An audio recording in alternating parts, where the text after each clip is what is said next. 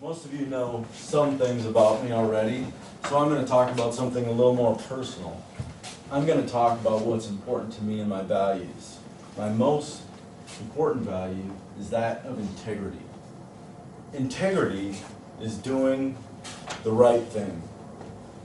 More importantly, integrity is doing the right thing when no one is watching you.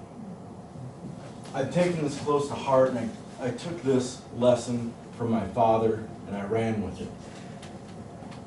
Eventually, I became a lawyer in the United States, and I had to stand up in front of a judge. I had to raise my hand and take an oath to uphold the Constitution of the United States of America, to be honest, to do the right thing, basically, to have integrity. Throughout my career, I probably lost some money. I made less than some other lawyers by acting with integrity. But I also gained much more.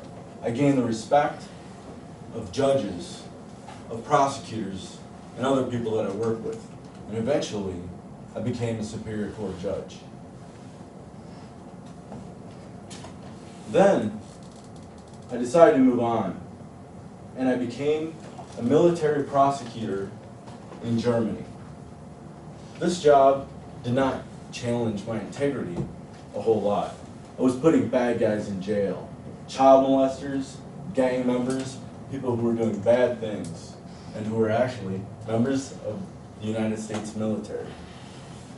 But the challenge came when I was given a file that was put on my desk. The United States versus Specialist Mason. Specialist Mason served in the Iraq War. He was a hero. He had several ribbons that he wore on his uniform, as he had done 2 tours in Iraq for saving the lives of at least 15 people. He had integrity, and ironically, he had never killed anyone. He did not believe in war. He had signed up for the army so he could get his education paid for, and found himself in the Iraq War. He did everything he could with integrity to ameliorate his situation and to get out of the army, do it the right way. No one would listen to him. Finally,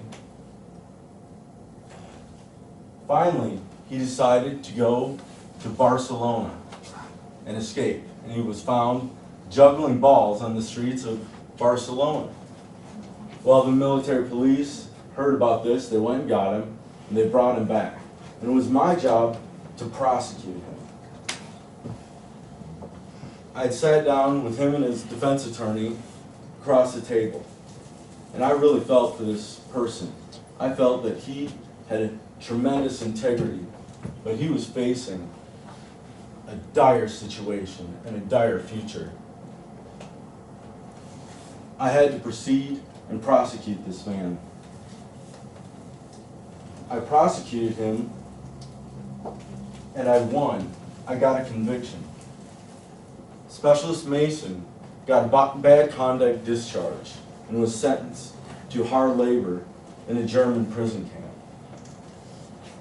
I destroyed his future. I could have thrown the case.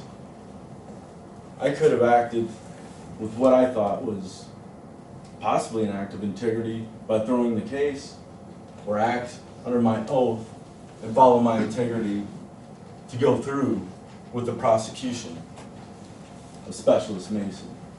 But I didn't throw the case. I felt horrible. I can tell you that I barely slept for months. I had bags under my eyes. And I went, as part of my duties, on a tour of the military prison in Mannheim, Germany. And as I did, I heard someone yell my name, and then started chasing after me, and I thought, this is it. Somebody I put here is going to kill me, and I probably deserve it. The military guards tackle him, bring him to the ground, and I run up to see what's going on, and it's him, Specialist Mason. And he looks up at me, and he says, "Captain Wong, thank you." "Thank you? Thank you for what? I destroyed your life. I put you in prison. You'll never probably get a good job again in your life. Why are you thanking me?" And he said, "The people, very people I saved their lives in the war, they did nothing to help me when I explained my situation. The people I served under, who swore that they had integrity, did nothing to ameliorate my situation. But you, I know that you sat and you listened to me and you did what you could to ameliorate the situation. I don't know how I can handle this question of integrity and make it sense with it to my life. But what I can do is promise each and every one of you that I will treat you with integrity."